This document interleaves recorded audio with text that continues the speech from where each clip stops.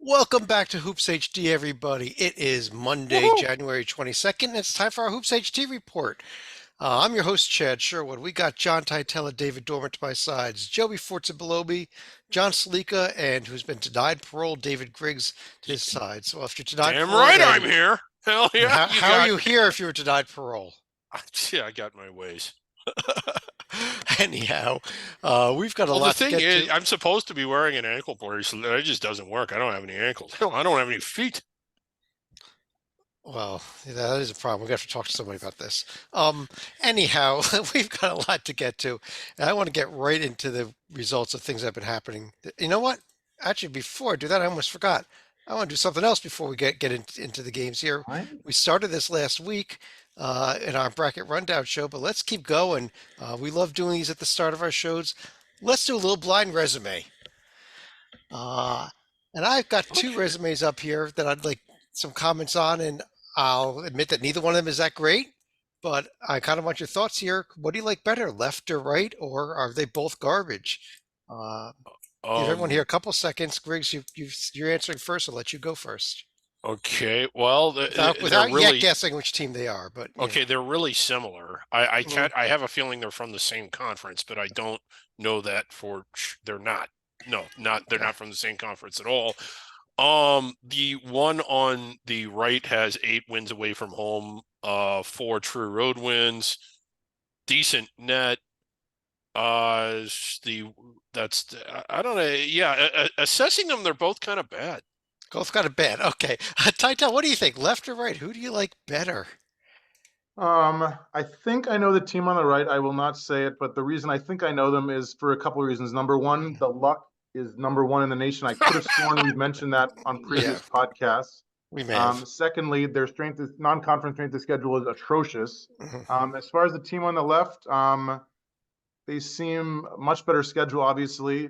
J&G likes them less, so I assume Joby will go right, but Yeah. I'm leaning team on the right for now. The other Can Dorman, I what about just say you? one thing Yeah, go ahead. that's interesting? Taitel was right on everything he said. The team on the left, who I would think people would think to go with, 0-3 versus the board. One of the things I always like to look at, how do you do versus other teams that are going to be in the tournament versus the Uh-huh. board on the right, five Okay. and three. That is why the J&G probably, and that's why I like the team on the right. Those 67, 45, 54, while I don't know who they are, they could be sneaky. They could be sneaky in the field teams, as it But those were. are all home wins. Those don't count. Well, the Whereas 67's the a road win. 63, is not, isn't a team on the board. So Okay. I Well, actually, I'll just qualify versus the board does mean anybody who is not only in the field right now, quite frankly, and but also does involve the first maybe 15 to 20 bubble teams as well. So it's a little yeah. expanded So versus the board now. NIT, so in other words, yeah, NIT teams as well. Yeah. NIT and up, and I think it's clearly the team on the right, and I'm not just even saying that. There's a reason why the J&G has them where they are, and that board number is a big part of that. I guarantee you. And they won away from home. They've gone 4-3 away from home. That's pretty good. So, And this so is how the committee does it. This is exactly how they do it. This is they they evaluate. use blind resumes. They use blind resumes. Yes, they do. Salika, will you go team on the left or is everyone going right? This is going to be a little bit of a toughie right there. Neither one has a spectacular strength of schedule. I do like the fact that they both at least have one win in the top quad, but Ooh, I have a okay. feeling when I see the 7-1 conference record, that's got to be someone who's playing like a 20-game conference schedule, and then 2-3. I wonder if that's a conference like the Mountain West, for example. So I'm I thinking think it's Grand worse than Canyon or Indiana State on the left. Okay, and Ty, tell the team on the I right think is. I think Joby just get even then it wouldn't be Right. Grand Okay. Canyon. Well, hold on one second. Ty, tell the team on the right. Number one luck is Is it Mississippi State, Chad? no, close. Right state, wrong team. Ole Miss. We got Ole Miss on the right and Indiana State. Joby, you called it on the left. Yeah. Okay. Joby, wow. And I wanted to throw this up here, especially a Dorman. You had Indiana State in the field today. You had Ole Miss out of the field. And you kind of like the I team. didn't You say liked I Ole was Miss. going right. I was pointing out versus the board wins. Yeah. I do like Indiana State. I'm high on them this year. I really do. I think they're what are the losses? I want to bring this up here, Tytel. Interesting story here, situation here. This is a Missouri Valley Conference team that, maybe is towing that at-large bid line. They're comparable to an Ole Miss team that most people have in the field, other than Dorman still at the moment. It's a great resume. I think this is a good one. I think that I if they win out and then lose in the title game, it'll be close. I also want to mention Josh Shorts, the head coach. I've heard that he's on the short list to replace a certain Big East coach, but we can get to that when we get to the Big East. Well, I'll tell you what, get into the Big East. Why don't we just start right in the Big East? Because I don't know that there was a conference that had a more exciting day than what we saw on Saturday in the Big East, with the triple overtime game between Creighton and Seton Hall and 1-point games involving UConn Nova and Marquette St. John's. Interestingly, all 3 road teams coming up with the wins. But Taitel, let me start with you on the UConn Nova game, and UConn overall. A great week for them. It was. Obviously, the tripler will be the talk of the town, but I want to give a little props to the defending champs. They had the 15-point loss at Seton Hall back on December 20th. In the past month, they've looked like defending champs, frankly. 7 straight wins, including back-to-back wins over Creighton and Villanova last week. They got the big man back, 7'2" center Donovan Clingan after the right foot injury. And as a result, his team looks unstoppable in the paint on both ends of the court. On offense, they're shooting 60% inside the arc. On defense, they're allowing 43% inside the arc. Both numbers top 10 in the nation. If they can beat Stalika's team on Sunday at home, then they have 5 in a row after that against teams outside the top 40 is the good news. However, each of their final 6 regular season games after that stretch are against teams inside the top 55. So they're not exactly going to be cruising into the Big East tourney, I don't think. I'll throw a little qualifier there. Yes, outside the top 40, but that game at St. John's on February 3rd, that's number 41. That's a tough correct, game. Chad. If you said top 42, you would have been wrong on that statement. I'll just throw that at you. But go ahead, Griggs.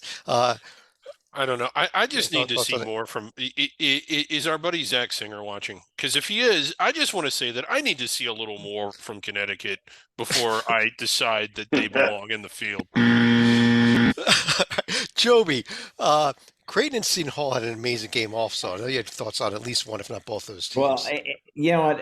I actually go with, I think it showed the best of both teams. Sometimes you go, well, are these two teams just slapping together? And is this really just sloppy basketball? No, it was really good, high quality stuff. And brace yourselves. David Griggs was right. I mean, Seton Hall is real. Even with the loss to Creighton, they don't drop on the seed list. Obviously, you lose a triple to a team that's competing for a protected seed level, you're not going to fall that much. It just goes to show all they needed were more games, which they've gotten by getting, the wins against Butler, who's decent, Georgetown, but also St. John's, to collect with the really huge scalps of Connecticut and Marquette on the road against Providence they've already collected. Now they have that record, that overall record of 13-6, where I won't say the sky's the limit, but they have a real chance now to climb up seed lists dramatically over the year. If they continue to do, they've got to finish out stuff, but they win their games at home, they get a few wins on the road, and all of a sudden we're going to look up and they're like a 4 or 5 seed. I mean, because a lot of teams don't have what they've done. Their weakness before was twofold: bad overall record because they started off weak. And then the other one is, and this will change over time, is my pickiness of the net. That is not the 60th best team in the country, guys. There's just no way. I feel like the net has been utilized and contorted so much by some teams that a team like Seton Hall deserves a much higher net, but they're passed by teams, and we saw on the previous page, they're passed by teams who are good teams, but Drake is not as good as Seton Hall. Come on, guys. And that's what's happened. And Seton Hall, good for them. They have been outstanding. Creighton, as a note, Creighton will be one of those teams Seton Hall is competing with for a protected seed at the end of the year. Yeah. And maybe this game will be the difference between a protected seed or not for these two teams. If Seton Hall keeps playing at the level that they are, I think that their profile will continue to improve and their net will continue to improve. And it's a little bit silly, because I think, granted, there's a lot of factors to the net, but I think one of the reasons it's low is the 4-point win against St. John's. They weren't exactly burying some of the weaker teams that they've played, which tends to bring the net down. But when you look at the quads and where this resume tops out, and if you just watch them play, I got a 15-point win over St. John's for Seton Hall on my scoreboard, Griggs. the 4-point win over George. It's Yeah. Georgetown. You look at Creighton's profile. Seton Hall's on the right. Yeah, but they beat the 4-point Georgetown win over 74 Georgetown to is 70. hurting their net. Oh, Georgetown. Yeah. Georgetown. Yeah. Okay, I thought you said St. John's. Okay.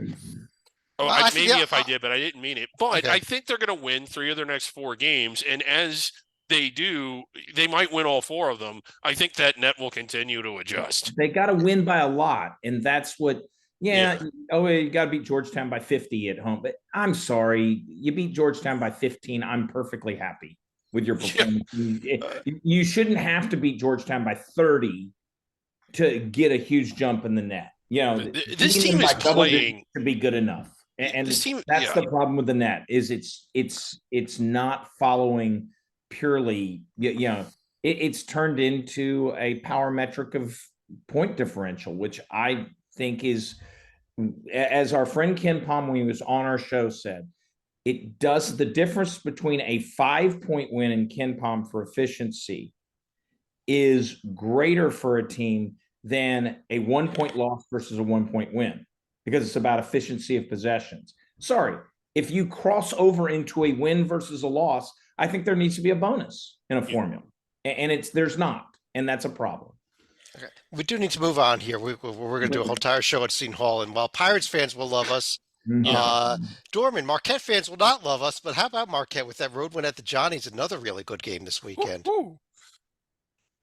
Incredible game. I didn't think Coach Pitino was going to be there. He hadn't felt well and missed the game earlier in the week, but he was there. He was in the front row at the Garden. Amazing.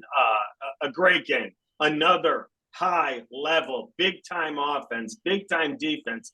Teams getting stops when they needed them. Teams hitting big shots when they really could. In the toughest parts of the game, Marquette pulled up about 8 with about 5-6 minutes to go, and I really thought they were going to cruise on home, but they got ice cold. St. John's works you. Soriano works you. This team, St. John's, is gritty. I know they lost the game. I like St. John's future. I'm super high on Marquette. I like these teams in the Big East.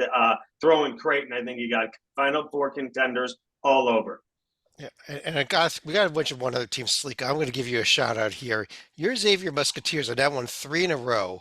Are they starting to maybe slip into those discussions suddenly for a postseason bid? That train came perilously close to completely going off the tracks Friday night against Georgetown. They trailed for 36 minutes of that game, and it really took a couple stops at the end of the game, including the last play of the game where Sean Miller was able to get everyone together. They doubled on Jaden Epps, who was torching the Musketeers, I think for, 27, 28 points during the game. They couldn't find a better option, and Georgetown ended up missing the shot. They were not able to get a foul, and the Musketeers escaped what would have been a devastating quad 4 loss at home. Of course, now there's going to be a little bit less pressure this week, where if they can steal a game against Creighton or UConn on the road, they are right back in the thick of things. Yeah, this is a huge week. This is a huge week for them, I think, actually, with those 2 big chances. It'll be a huge week if they win one of them. If they can, they need to actually win games because of their overall record. That's right. And you've got to make up for these 2 quad 3 losses here, but you could do that by picking up a road win at Creighton. Right. That's how you make up for those losses, I think. Yeah, I think if they win their next 4, they're in good shape. Oh, I think so too. Yeah.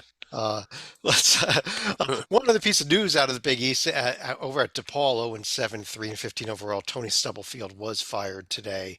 I think Dave Lato's coming back Is that what I've heard? This was a terrible idea from the start. Just quickly, because I'm from the area, always been. Besides 7 years, I needed an undergrad at Tucson. But this came down to John Shire, who knows the area on the Chicagoland recruiting so well, versus Tony Stubblefield. And I have nothing against Tony Stubblefield, but he was an assistant out in Oregon for 10, 11 years. Before that, he was in Cincinnati and New Mexico and Texas as an assistant. Nothing wrong with that. But he had never needed to recruit the Midwest and Chicago and DePaul's in the Big East. And he never got a recruit from any of these places. And they thought Tony Stubblefield would be the greatest idea. It was doomed from the beginning. They've got to get the next coach that wins at DePaul will get the pipelines to the Chicago Public League, scouting, recruiting. They'll know what they need to get, and they'll get big time basketball players from the city of Chicago, and then they will win, and not until. Yeah, but John Shire, he didn't do anything anywhere. He hasn't done anything anywhere else, has he? Correct. Yeah. Let's go right to the ACC, where Shire's team actually suffered probably one of the most surprising losses to an extent of the week here. And I kind of say to an extent, because while Duke suffered this almost mind-boggling home loss to Pittsburgh. It was. I couldn't believe it. Now we got. I think Titel, this is gonna be one of your asterisk games the entire season when we look at Duke, as both Jeremy Roach and Mark Mitchell are number 2 and number 3 scorers, and Roach is Mitchell is their number 2 rebounder. Both missed the game. That's a lot to be missing. Call it double asterisk game, Chad. You are correct. Yes. But I guess, Griggs, shouldn't they still win the game? Yeah, when I you're think at home, so. Even in that home environment. Now, Yeah. you have to factor it in when you are evaluating Duke that they were without 2 key players. It's noteworthy, but I still think that, you need to take it into consideration, but you can't just ignore the loss entirely. But this is a team that a very short time ago, they blew off the floor in Pittsburgh. They blew them off the floor again. Maybe there's an asterisk there, maybe not. I think another team worth mentioning here, Stalika. Wake Forest has been a team that everybody, I think, including actually, I'm sorry, Titel, you want to talk about them? Titel, Wake Forest is a team that everybody's been mentioning. You've been mentioning them a lot lately. I'm not seeing it. They didn't do themselves any help today, losing to Carolina by 21 points before we started. They were leading at half, though, Chad. I mean, and they okay. were. Is that an asterisk game also then? Can we put that in the profile that they were leading? Yeah, but I saw Carolina play the best I've seen them play all year. Hold on, I'm going to type an asterisk in here. But Titel, what about this Wake team? You don't fault them for losing at Carolina, but you got to beat somebody in the field at some point, don't you? It'd be nice, but it was not meant to be tonight. Weird little season for Coach Steve Forbes. Started 2-3, won 9 in a row, but has now lost 3 of his past 5 and got destroyed, as we said, in Chapel Hill. The offense, fortunately, has looked great. 39% behind the arc, top 15 in the nation. 80% at the free throw line, number 2 in the nation. Very young team. Andrew Carr had been the only senior to score a point all year. The great news, senior Damari Monsanto back after 11 months out with some left patella tendon surgery. He had 12 points, in 11 minutes against Louisville on Saturday, added another 6 tonight. He was second in the league last year from behind the arc with almost 41%. So considering all 5 of his team's losses this year had been by 7 or less, I think his return is going to be a huge impact and could make the difference on whether they're inside or outside the bubble. Right. Joby, I got to go to you, though. You are our Virginia Cavaliers guy. Your team finally picked up a road win. Does this right the season? Is there a shot now to get back in this thing? Yeah, I think there most certainly is. But as a matter of fact, the pathway's there. Win your home games, beat Louisville on the road. You're 12-8 in conference. The key with the ACC this year is, and unfortunately, Virginia, this is what's going to hurt Virginia more than anything else, is there are 2 teams that are absolutely dead rock stinky, and Virginia lost one of them. There's another team that's kind of and that's who Virginia beat on the road. And then everybody else is in the discussion for the NIT or better. And obviously with Carolina, Duke, Clemson, and teams in the tournament. That's going to allow Virginia to have plenty of quad 1 and quad 2 opportunities. And as they pile them up, they're going to need probably another win against the quote unquote well inside the field, not just the field, the board, but the field. Virginia has as good a shot as any. We're going to see if, because the road win was not just, it was a very solid road win where it wasn't in doubt and they didn't need a last second prayer. They were the better team.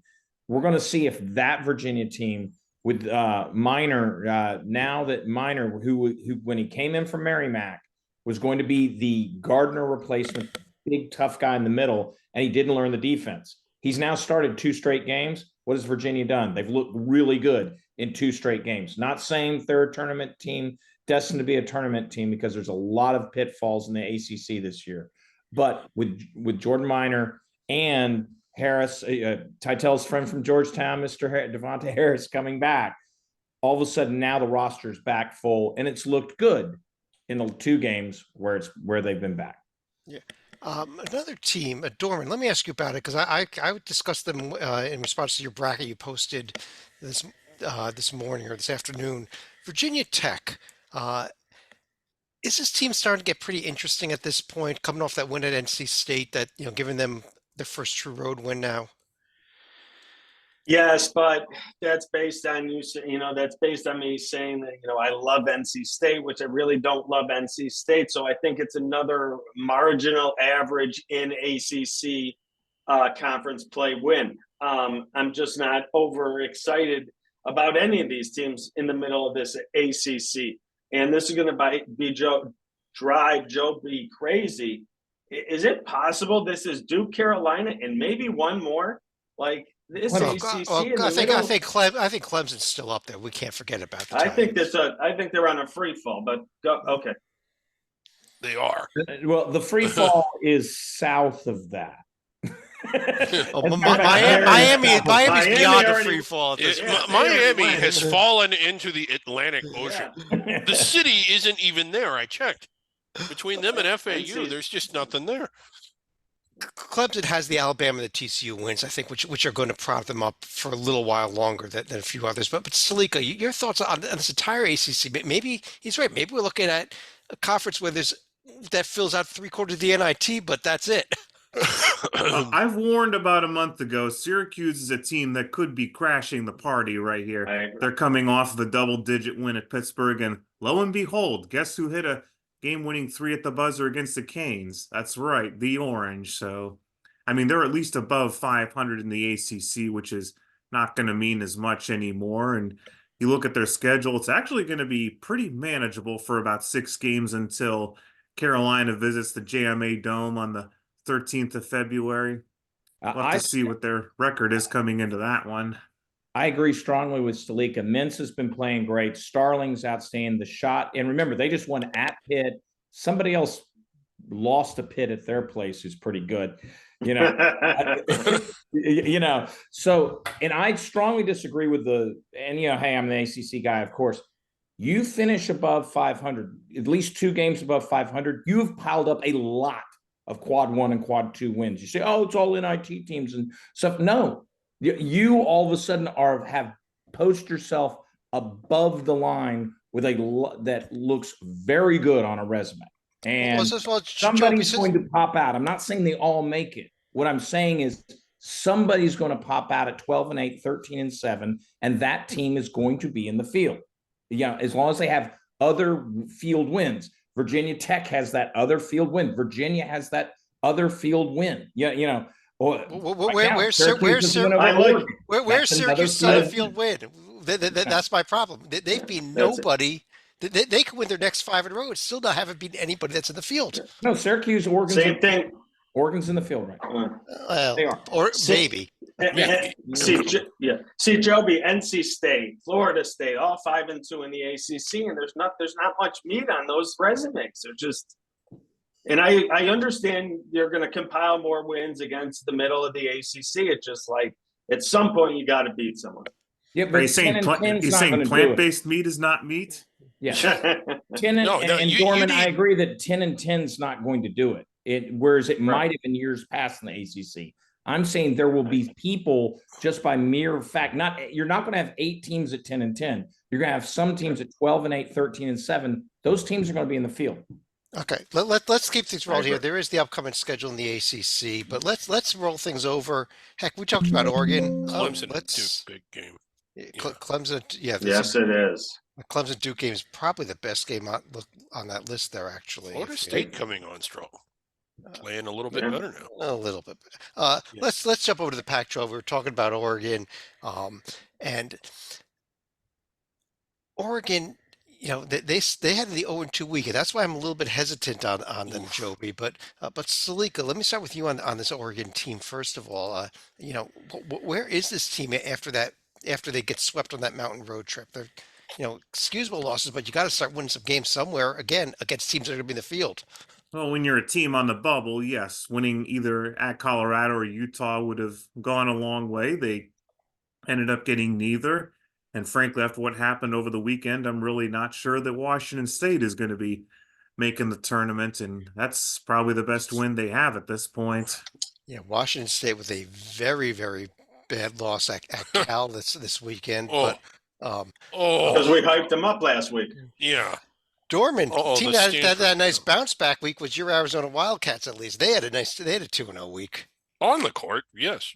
on the court. Yes, they played real well against USC, who USC actually played one of their better games in the last month or two. They hung in there for a while against Arizona. But I will say UCLA showed up Saturday afternoon in the McHale Center. UCLA played a great 35, 36 minutes.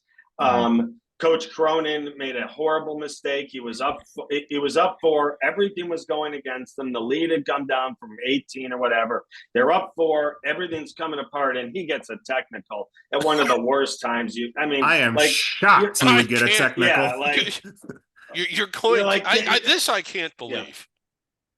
Yeah. So Mick Cronin gets a technical. That was our last push that we needed. We hit the shots and then took another little run there and went on to win. But Arizona's looking good. The rest of the conference, not so much.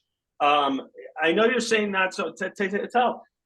Boswell hasn't hit some shots. Ballo hasn't looked good underneath. Caleb Love didn't have his greatest weekend. But when they're winning without their greatest games, I still think you're in the upper echelon and can beat anyone come March.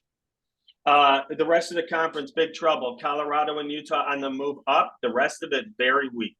Well, Colorado on the move up, are they? Well, Tytel, they have bounced back with 3 straight actually if they'd been moving down, 4.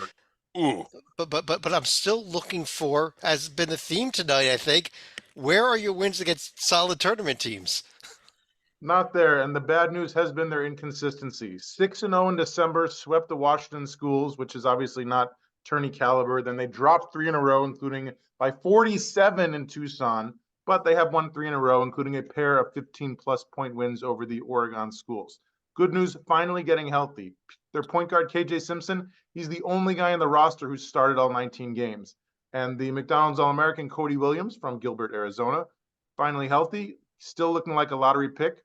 Last year's mediocre offense is in the rearview mirror. This team is top 40 in the nation from 1-point range and 2-point range and 3-point range.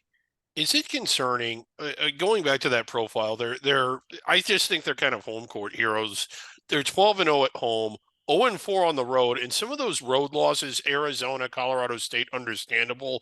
Cal and Arizona State, no. Well, Griggs, look at their next 3 games at Washington, at Washington State, at Utah. And if they lose, we find out. Yeah, they might lose all 3 of them. If they do, I think they're out of the tournament after that. But if they win all 3 of them, or 2 out of 3, even, if they win all 3 of them, then yes, then they're no longer home court heroes. So this does make it a big week for Colorado with that Washington road trip, and Arizona State have the Oregon road trip. So we want to circle that Saturday Arizona and Oregon game also. That's a big one. And amazingly, if we had said this back in November, I would have been laughed at. UCLA USC is pretty much meaningless on Saturday, and that's just mind-boggling still. Yeah, As but Norman point out, are they finally turning the corner? But way, way, way too late. Wait. Hey, I Not help. They're not they had a healthy. little swing. Yeah. Let's jump over to the Big 12 conference. So we've got, we could Here's some spend wins. another hour on just all these games that happened here, but maybe we start in Morgantown here, and what the heck is wrong with the Kansas Jayhawks? Who actually, as we record this, are had the big Kinda lead s- out. They're only up 3 on Cincinnati at home.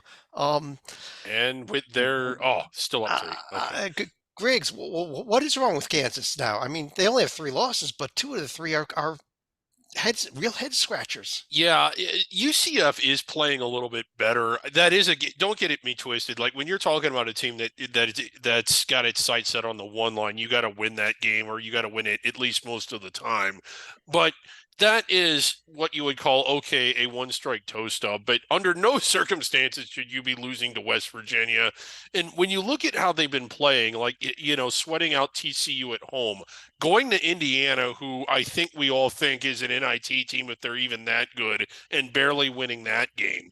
And it just feels like there's a lot of games where they haven't really brought it. Now, that is still an outstanding resume, and I think Kansas's ceiling is very high. It's just that you see this sometimes; they just don't always play up to it.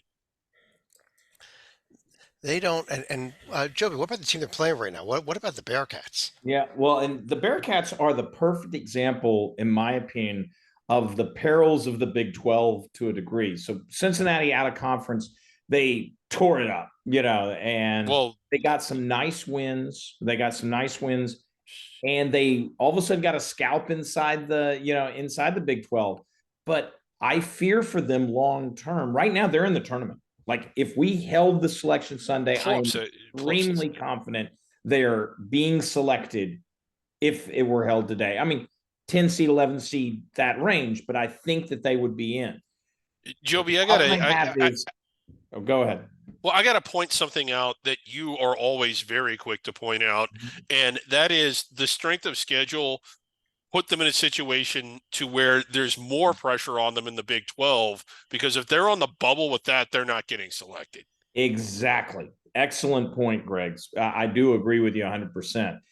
And, hey, they have that road win at BYU. They have a TCU, and those are probably tournament wins. BYU definitely is a tournament win.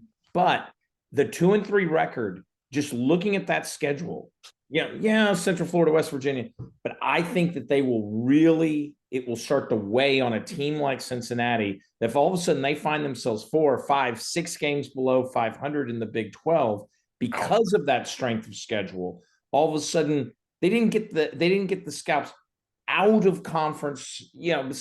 Georgia Tech. They didn't get the scalps out of that. Yeah, they'll get some Big 12 wins, but it will be empty, and so other teams will pass them. One team that I have, Chad, in mind is the Kansas State Wildcats. Yeah, okay. Well, let's go to them right now because I know Tytel has some thoughts on Kansas State. Actually, yeah, go ahead, John. Let me toss it over to him for that. If you like overtime games, then this is the team for you. Coach Jerome Tang, 5 overtime games this year. He's won all 5, including last Tuesday's 4-point home upset of Baylor. And if they had not blown a 12-point second half lead at Texas Tech a week ago, I think they'd be solidly in the field. As it stands, I think they're just outside the bubble. Plenty of chances in this conference, and arguably the hardest week ahead of anybody in the country. Road trips to Iowa State and Houston. Good luck. I wasn't sure if they could replace the loss of their 2 best players from last year, Marquise Noel, Keontae Johnson, followed by the dismissal of Naquan Tomlin last month after his bar fight arrest. But the transfer portal has been a lifesaver for this team. 2023 NIT MVP Tyler Perry from North Texas, Cam Carter from Mississippi State, and Arthur Kaluma from Creighton. Transfer portal. You want to talk about teams that are making late comebacks and making teams blow leads. The Texas Tech Red Raiders, Dorman, did it to K-State. Then they did it again to BYU this weekend. And what about this BYU team? Because quite frankly, I look at them and I see a number 5 net, and then I watch them play, and I don't see a team that's anywhere near the top 10, top 20 teams in the nation. I agree with you. And I watch him play on the eye test, which again is just me watching. I totally agree. And I don't see this high flying top nationally ranked team. I am going to find out a lot tomorrow night. I believe tomorrow night they host Houston. The Cougars Yes. are coming to the Marriott Center. This is interesting to me because I know Houston's good. And I like the way Houston plays. And I know they're going to bring their defense with them. So I'm really interested to see what BYU is going to do this week, not only with Houston, but they also have Texas coming in over the weekend. So if BYU will impress me with a win against Houston tomorrow night. And that's interesting with this Texas team, especially Stalika. Texas got the home win over Baylor. Uh, is that enough to put this team back on the map? Because they suddenly have a little bit going on in Tier 1, which they hadn't had before. It was enough for at least one day they could stop worrying about horns down. They could just worry about horns up after what they did against Central Florida. So yes, Rodney Terry did apologize after the game for going a little bit overboard on that one. Of course, now the problem for the Horns is the next 3 out of 4 are going to be on the road. As Titel would say, Oklahoma, BYU, Texas Christian. Have fun. Yeah, good luck. That's a big And that one team, tomorrow. Houston, is the team in the middle. They stink, so they'll get a win there. Yeah. Yeah, look at all these upcoming games. You could circle all of them. Go ahead, Griggs. One final Well, I was thought going to on say, the how about conference. this Oklahoma team? I'm starting to believe in them a little bit. I thought that was a really nice win at Cincinnati. I think it's probably their biggest defining win of the season, given that it was on the road. I still kind of think they're being overvalued in the polls a little bit, but I did really like that win at Cincinnati. Your all's thoughts? Okay. Where did you have them today, Dorman? I forget. I didn't have him in, I believe. Oklahoma. Who? You had I thought you were Oklahoma. at Cincinnati. Oh, I thought you were at Cincinnati. No, I had Oklahoma on the 4 line. Yeah, there Four were line. 4. Four line. Yeah, and then you see Okay. the upcoming games again. As we've said, you can pretty much These circle things are everything on here. Interesting games all the way through to Saturday. K-State, Houston, TCU, Baylor, Texas, BYU. Bubblicious game on Saturday. That But why is there a matchup from the American in there? UCF Cincinnati, that's going to be a misprint. Yes. Let's jump over to the Big Ten Conference, though, here, where the big news, both off and on the court, was Terrence Shannon getting a judge to allow him to come back to begin playing for Illinois again. And the Illinois fans probably gave some person who was accused, not convicted, but accused of a sexual assault, a standing ovation for entering into the game. Can you tell I'm a bitter Rutgers fan after that game? But anyhow, let's talk about what actually happened on the court. Titel, let's start with the team up top there. How about the Badgers? The bad news, they stubbed not one, but several of their toes in a loss at Penn State last Tuesday, but they did bounce back with a double-digit home win over Indiana on Friday to get to 14-4. Should be able to take care of business at Minnesota on Tuesday, and then a huge home game on Friday against Sparty. Coach Greg Gard returned his entire starting 5 from a team that lost last year's NIT semifinal by 2 points, but he still has a relatively young team despite that. Only one senior on his whole roster, Tyler Wall. 2 keys to success for this team: free throw shooting, top 20 in the nation at 78% from the line, and controlling the boards. 28 rebounds per game allowed, number 1 in the nation. Yeah. They're playing so well, minus the Penn State game. Yeah, minus that Penn State game. Nebraska, another interesting team here, Dorman. They lose that game at Rutgers. They bounce back with the win over Northwestern. Yeah, it's amazing we're still talking Nebraska this late in the season, but we are. Yeah. Like you said, not very consistent. Home, they're 12-1, but on the road, they're 1-4. After these 3 games, we're going to find out a lot. Like I wrote today, Wisconsin, Illinois, Northwestern. After their next 3 games, it's really they gotta clip 2 of those 3, I think, to really get themselves on the right side of the bubble for a period of time at least. The schedule then lightens up again a little with Michigan, Penn State, Indiana, Minnesota, Ohio State. Nebraska has got to get 2 of those big wins, but the Big Ten in general is top heavy here. Wisconsin and Purdue, Illinois, are in. Those 3, yes. 4, if you want to, I'll let you convince me on Michigan State is for sure in. After that, there's a lot of questions. I only see 3 teams here that should really feel good about themselves as we sit here today. I would just argue maybe that there aren't a lot of questions. I think there's a Northwestern and Nebraska questions, and I don't see much of anything else in the league so far, honestly. I don't either. I think Right, there's, exactly. I But think three we bids may. is a little low for what we thought. Well, I think it could be up to five, but that's it. I don't know that there's anybody after five teams, Griggs, that we're talking about after those top Probably not. Yeah, yeah. Northwestern six in teams. particular. Sorry, the top six teams. Yeah, Northwestern and Nebraska do have some great moments, and I think that there's enough there on both of their resumes to where if you can't, I don't want to call them locks, but I definitely think that they have a path to it, and they've played well enough so far to lead me to believe that they're going to play well enough to get the wins they need to stay inside the bubble. I kind of like both those teams, especially Northwestern. So, but beyond those five, Indiana, NIT at best. Michigan State has the talent. Maybe they'll play their way up. Every time I think they've got the train on the tracks and are going in the right direction, they lose a game. Ohio State, I've just been really underwhelmed. There's just nothing there from any of it.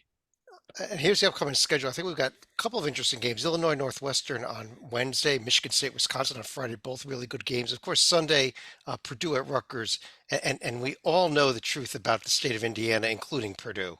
Yeah, it's owned by Rutgers. Purdue has not done very well at Rutgers in recent years, games there, Yeah. even when number one in the nation. So that could be it could be a chance for an upset again. Let's keep things rolling right along here.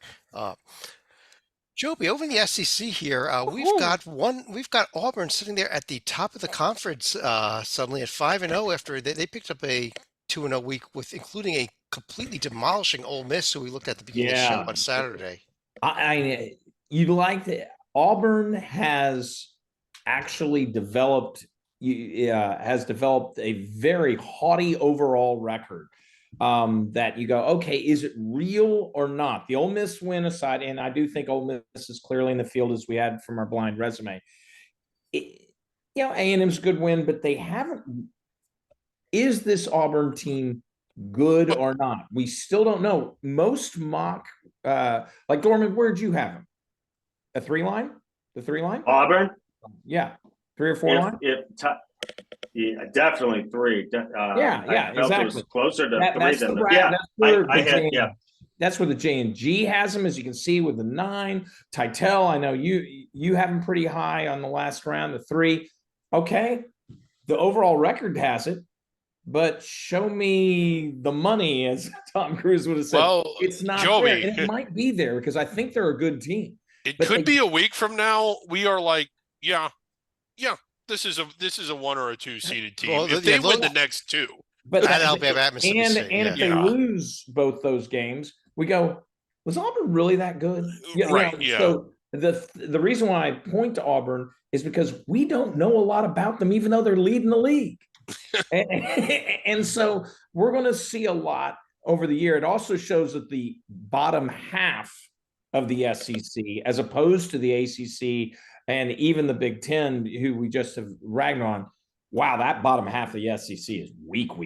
And so we're going to learn a lot about Auburn, and they have the potential to remain a 3, but they also have the potential, I think, to fall if they are not showing their real selves with their overall record yet. I think the popular phrase here is anchor down.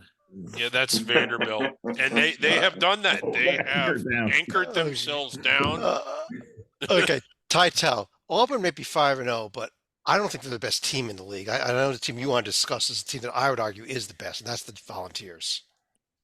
So Coach Rick Barnes has put together one of the best resumes in the nation, thanks in part to a brutal strength of schedule, as you can see on the resume. What are we at there? 2, not too shabby. All 4 losses away from home: Purdue, Kansas, Carolina, and Mississippi State. 14 wins, including over Wisconsin, Illinois, and Alabama. He's got 790 career wins. He's got 13 regular season games left, probably at least 1 in the SEC tourney, probably at least 1 in the NCAA tourney. If he can get 10 more this season, that's 800. That's top 30 all time, just behind a couple of guys named John Calipari and Bill Self. The defense remains as great as ever, but the offensive star has been the Northern Colorado transfer Dalton Connect. Only 8 points in the win over Mississippi on January 6th, but in the 4 games since then, he's exploded. 32 points a game, 14 of 29 behind the arc, 28 of 32 from the free throw line. Yeah. That's a hell of a team. He's got a good connection. Yeah. Let's talk a little bit about the bubble here also. And Stalika, South Carolina picked up a road win, albeit at Arkansas, after they came off the home loss to Georgia. But this South Carolina team, I think we put them in near the end of the field on a bracket rundown show. Do you believe or not believe in them? Well, normally I'd be saying, yeah, it's a nice win it over at Arkansas, but unfortunately the Hogs have just completely fallen off the radar this year, and we can say the same thing for Missouri, where they've gotten their other road win. So at least they're beating the teams they're supposed to beat right here. I mean, I'm not going to penalize them much for Alabama, but losing at home to Georgia, that's going to be a bit of a ward on their resume right there. I thought Georgia was actually up and coming, but oh my God, did they get blasted? Yeah, they got after that win at South Carolina. well. They only lost by 9, but they gave up 105 points in that game to Kentucky. So, and it was worse than that for a lot of the game, though. It was close to 20 when I quit paying attention. Interesting upcoming schedule here. We've got Auburn, Alabama on Wednesday night is probably the feature game of the week. Auburn at Mississippi State on Saturday is also a good one. Maybe Ole Miss at A&M on Saturday. Find out if Georgia's a bubble team or not this week too. With LSU and Florida, they're fighting fellow bubble teams. We're going to see. They need them both. Yeah, they really do. So. Yeah, but the real SEC game to watch this week, Dawn Staley visiting Kim Mulkey's team, South Carolina, and LSU. Oh, wait, this is not women's Hoops HD. Yeah. But a good game. Yeah. Let's Game jump day will be there. over to the American Athletic Conference where we saw Memphis, who we were praising so much, Joby. They had a nice lead on South Florida, completely collapsed, and then almost made it 2 in a row. No, they did make it 2 in a row. They did make it 2 in a row, and I turned the channel. I mean, I turned the channel. I said, "Oh, this is Memphis. They're just going to take care of business. Don't worry. It's at home where they've been dominant. Pull up Memphis, Chad." And it's just crazy. And then they lose to Tulane.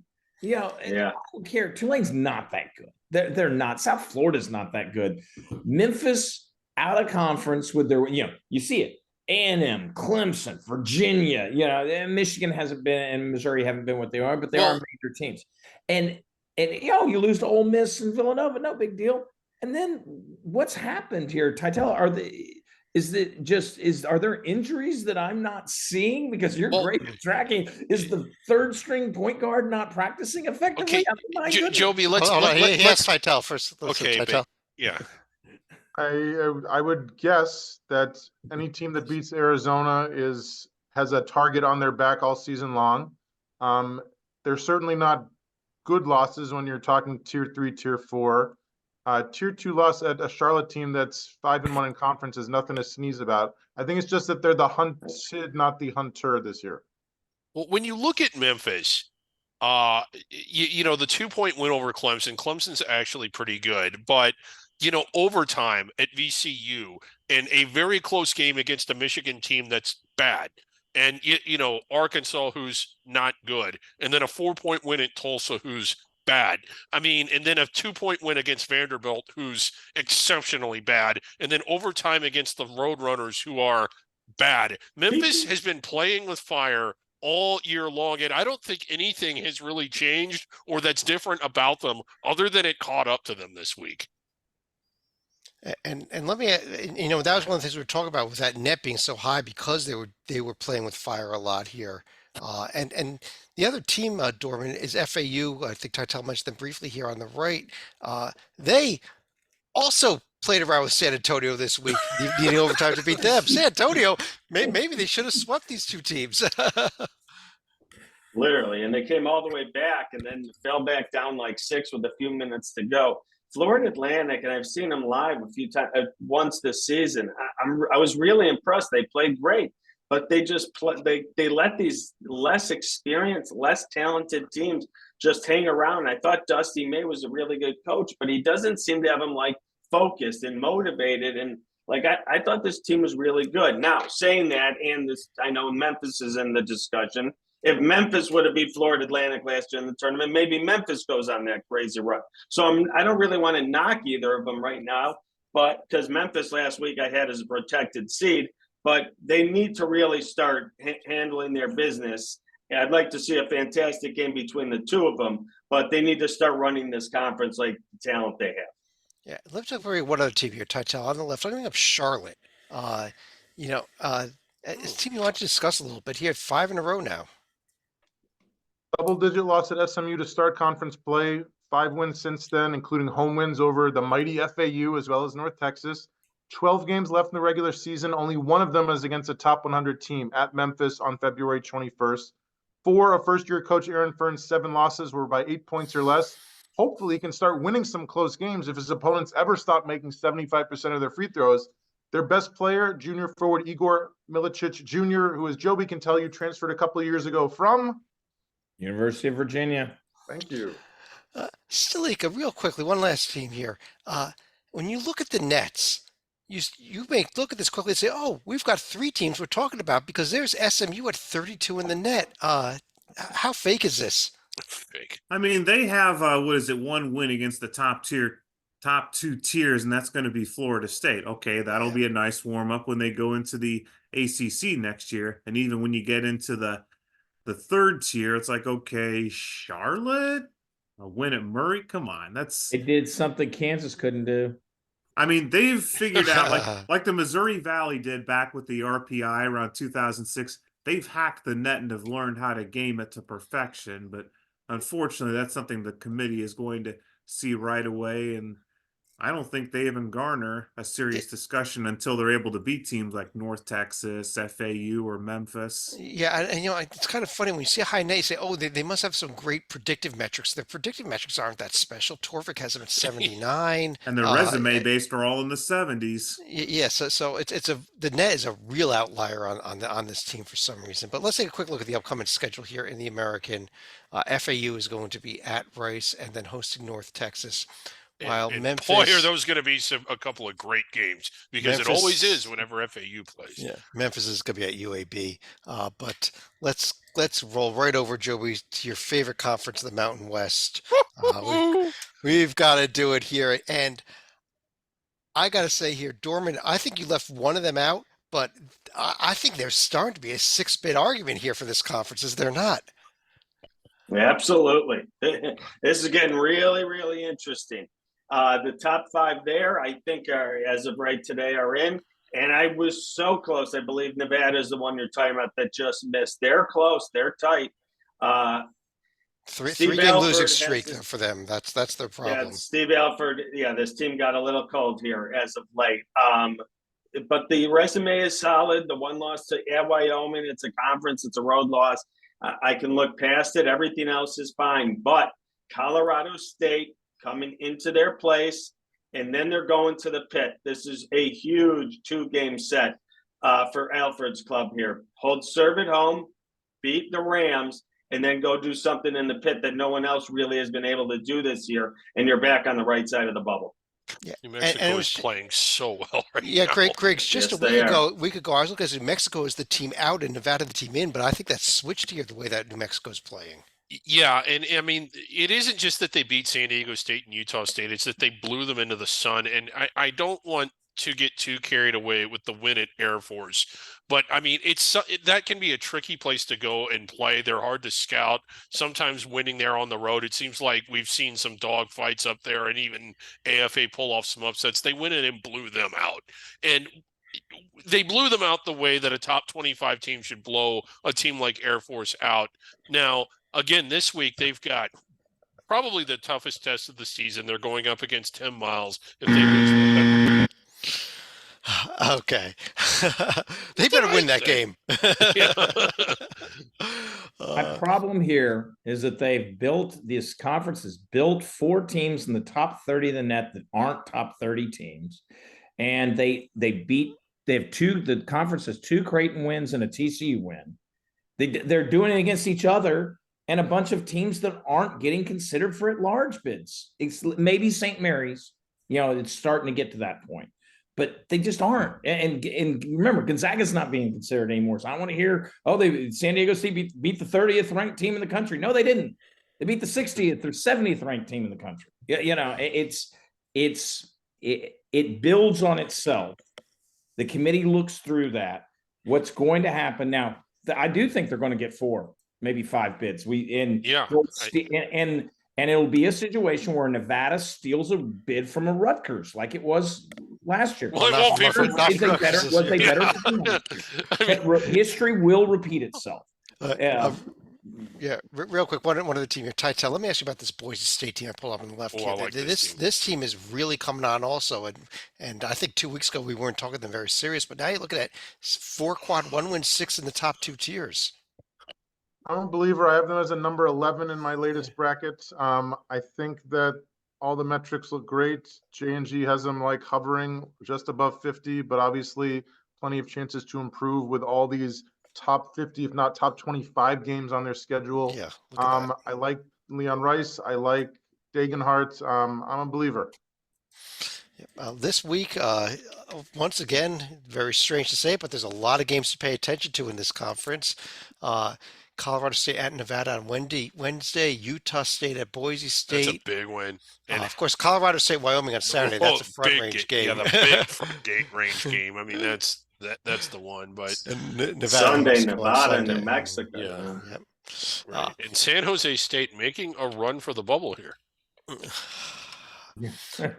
West Coast Conference, real quick, because there's not too much to discuss here. But let me start with you, Titel, on Gonzaga here. They did have a 2-0 week this week, starting to bounce back. And how big is this Kentucky game February 10th still? Ginormous, Chad. This is a team that's made the tournament every single year it was played since 1999. That's the 20th century for everyone out there. But the streak is in serious jeopardy. After the 1-point loss at Santa Clara a couple of weeks ago, they only made 2 of 20 behind the arc. They did right the ship this past week, a pair of 25-plus point road wins over Pepperdine and San Diego.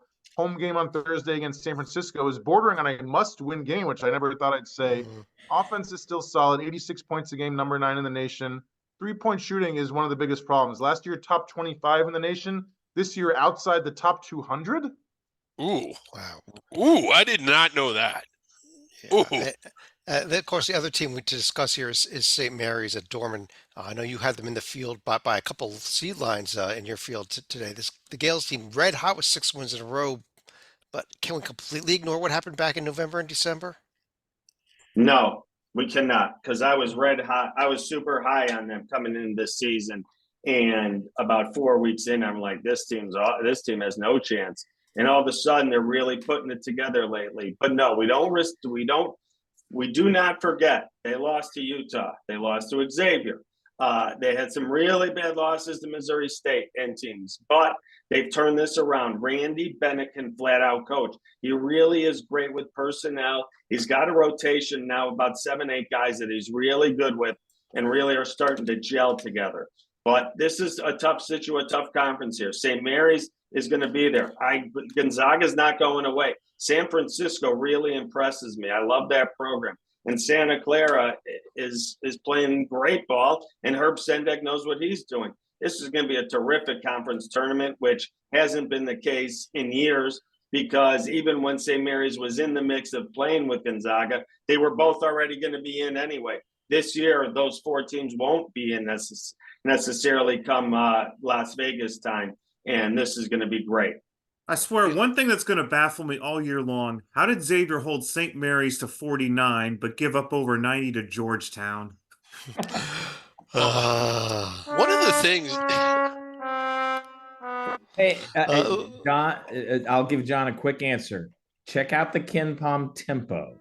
Well, Chad, let me ask you that. I mean, St. Mary's, does this sort of feel like an under-the-radar team that's inside the bubble as far as what their path is that they have to do? You're looking at this and you're like, well, they just got to win out. Well, but they got the 2 Gonzaga games, so I think you can afford to split those games and still find a way in. But St. Mary's this week has to win at home against Pacific and Loyola Marymount. Yeah. Gonzaga's got a home game against San Francisco, which is an interesting one, probably the best game of the week, and then a road trip to Pacific.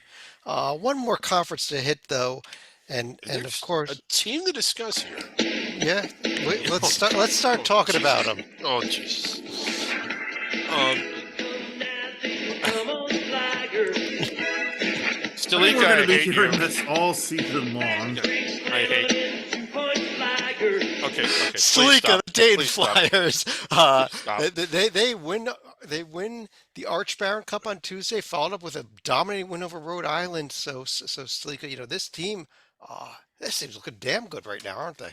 Yeah, this was a week where not only they brought Rhode Island completely back to earth, but they're showing that I don't see anyone making a serious threat to them. VCU, George Mason, maybe, but everyone else is going to be way down.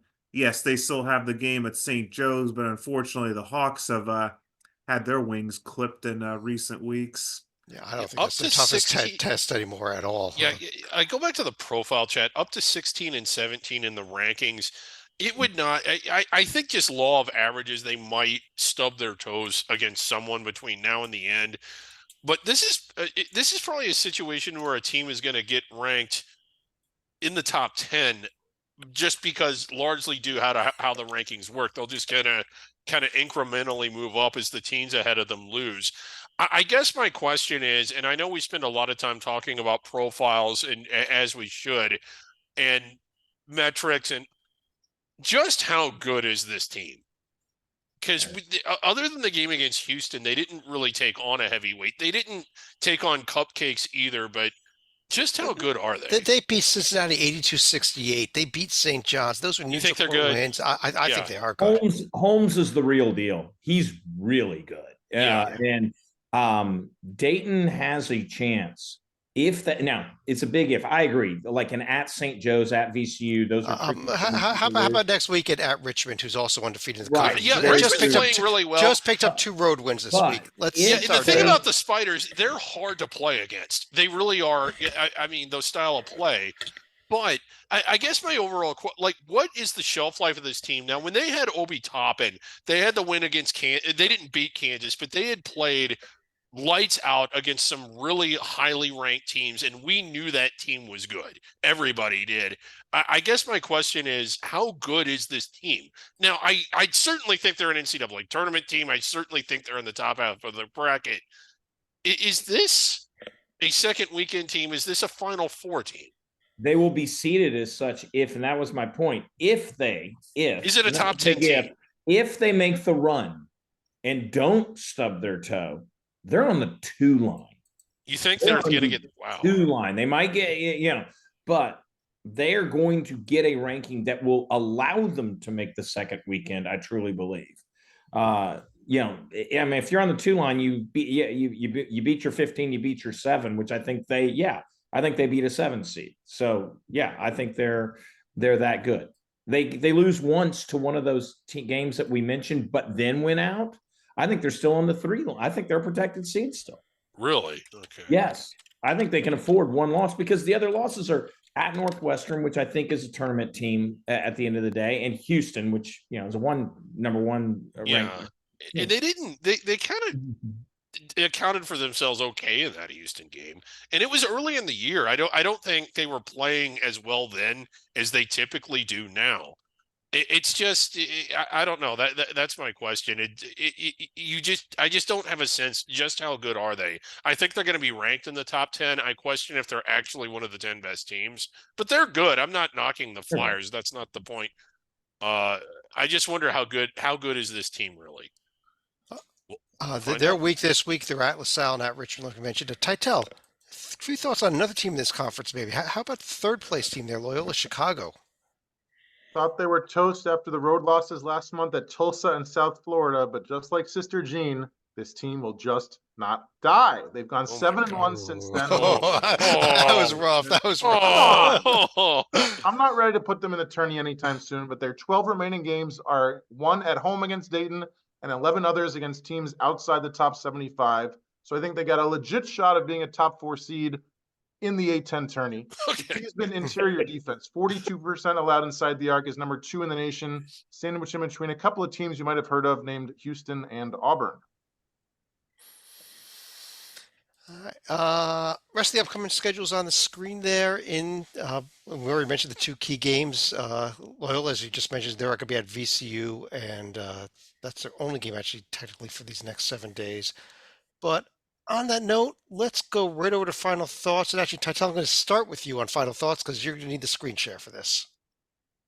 I want to talk about my guy at Kentucky. This is the big man, Zvonimir Ivisic, or Big Z if you're feeling lazy. The Kentucky freshman, a great debut on Saturday after being cleared to play by the NCAA earlier that same day. 13 points, 5 boards, 3 blocks, 2 steals, and 3 of 4 behind the arc in 16 minutes off the bench. The 7'2 Croatian was considered one of the best international prospects in college basketball to start this year. He hadn't been able to get eligible before last weekend. Good news, Wildcats went 13-3 without him, so they don't need him. But keep an eye on this team. I think they're a solid dark horse to make the Final Four, or as they say in Croatian, the Finale Four. I was ready for something crazy there. Okay. Or as they say in England, the Final Four. Joby. Chad, put up, if you don't mind, put up our friend Alabama and Northwestern. Okay, give me half a second. Let me get that screen share back up there. When are they our friends? All right, let's go here. Our friends in Alabama and Northwestern. You heard me on a rant already about it. I'm going to use 2 great examples. So, Alabama, Alabama is certainly a tournament team, but really, what exactly have they fully done here? They've not had a bad loss, but Indiana State, Mississippi State on the road's good, but Oregon borderline. That's a team that right now has a net that's top 10. Don't understand it. And I might add that top 10 net has them, I guarantee you, that is why on Bracket Matrix, they're fighting for a 4 or 5 seed because the J&G translates it in as well, Meanwhile, Northwestern has a net that is disqualitative. If you are outside the tier 1 road area, which is 75, only one team ever has gotten it at large bid with it. Congratulations, Chad. That would be you guys. And you were the last team in that year. Meanwhile, Northwestern has beaten that Dayton team we just talked about, beaten a little team called Purdue, beaten Michigan State, and they have the Chicago State loss. Got it. But doesn't Purdue and Dayton make up for that 10 times over? For one bad night, I'm sorry, it makes no sense. 78, 8. They're not 70 points, 70 rankings apart. They just are. Okay. Great final thought. Let's jump over to Dorman. I got 2 little quick points. One, again, back to the DePaul situation. Earlier this afternoon, Tony Stubblefield was fired. DePaul has got to find someone with Chicago roots. They got to start recruiting the Chicago Public League and the Chicagoland area. There's so much talent in and around the city that just by picking off these ones that the top blue bloods don't want, you can have a really solid team in the Big East. It's a really, really rough gig right now. There's some teams in the Big East that are rolling, but with the right people in place, DePaul can come back and at least have a program they're proud of and be in games. They're losing every game. The roster is terrible. The fans are devastated. It's just a bad scene. My second point tonight, coming out of Tucson earlier this afternoon also, University of Arizona President Robert Robbins fired athletic director Dave Heek. This comes as there is going to be financials released either later this week or next week, and there's a significant amount, millions of dollars missing, hundreds of millions of dollars missing that I think we'll learn more about later this week. But more than Arizona and more than the school here, it brings in an interesting situation. The historians Titel and Stalika know more than me with the history of this, but fired Dave Heek happens to be on the basketball committee, the NCAA tournament basketball committee. I don't know if anyone on the committee has ever been fired during the year. We're talking about, it's almost February, we're talking about a month away for March. Will Dave Heek be able to sit on that board? Is he allowed to? I don't know. You guys know the history better than me, but a very interesting situation with the NCAA tournament selection committee going on now. Yeah, There we'll have probably been find out, years find where I out in the think next few committee. days. I was Yeah, going we to say will. there have been Say- years where Yeah. committee members have gotten replaced because they've left mid-year. Now, granted, it's not going to be under terms like Dorman has been talking about. And it's also interesting. This is later in the year that I think we've ever seen a committee member leave. But Salika, let me go to you. Okay, I feel like I'm going to be doing Chad's final thought, kind of a get off my lawn rant right here. Now, we already talked about UC fans storming the court after beating TCU last week. Fantastic. I feel like the ante has been upped a little bit during the past week. It's one thing for Tulane fans when you're rushing the floor because that was their first win against a top team in over 40 years. But if you look at what happened at the women's side, where Ohio State, who was in the top 20, they got a win against number 2 Iowa. Unfortunately, one of their fans, while they were rushing onto the floor, accidentally bumped into Caitlin Clark. It's thankful that she was not hurt on that one, but I'm afraid one of these days we're going to have a situation similar to what happened between Utah Valley and New Mexico State, where fans not only rushing their floor, there's going to be a fight one of these days during the Yeah. post game. Yeah, luckily Caitlin was fine, and she actually wasn't that upset about it, thankfully either. If you watch the video, she's actually looking the wrong way. She's running off the court as well. So Yeah, and Ohio State AD Gene Smith did apologize to her afterwards. yeah, but there are some when UNC Wilmington storms the court for beating College of Charleston in a regular season game, things are going a little too far still. Griggs, you want to finish the show off? Yeah, can you pull up the Mountain West standings again real quick, Chad? Okay, give me a second. Okay, Go ahead. and it's just one of the things. I just kind of wanted to make a point here. There's as many as 6 teams that could land inside the bubble. That's the Atlantic 10. But It's coming, it's coming. yeah, Give me a there it second. is. So you got you know that's more than half the league. Last year we had a national runner up from this league, and when you look at this, and when you look at also Nebraska being inside the bubble, I think the committee really needs to take note of the man that's responsible for why this league is so good, and that is San Jose State coach Tim. Well, does this mean I don't get to finish my thought? The committee to select. we are well out of time here. We ran way too long. On behalf of John Teitel, David Dorman, Joby Fortson, John Sleeka, David Griggs, I'm Chad Sherwood. Thanks for joining us. We're back Wednesday with Under the Radar, Thursday with a Bracket Rundown show. Finish Talk my to you thought. again real soon. I didn't get to finish.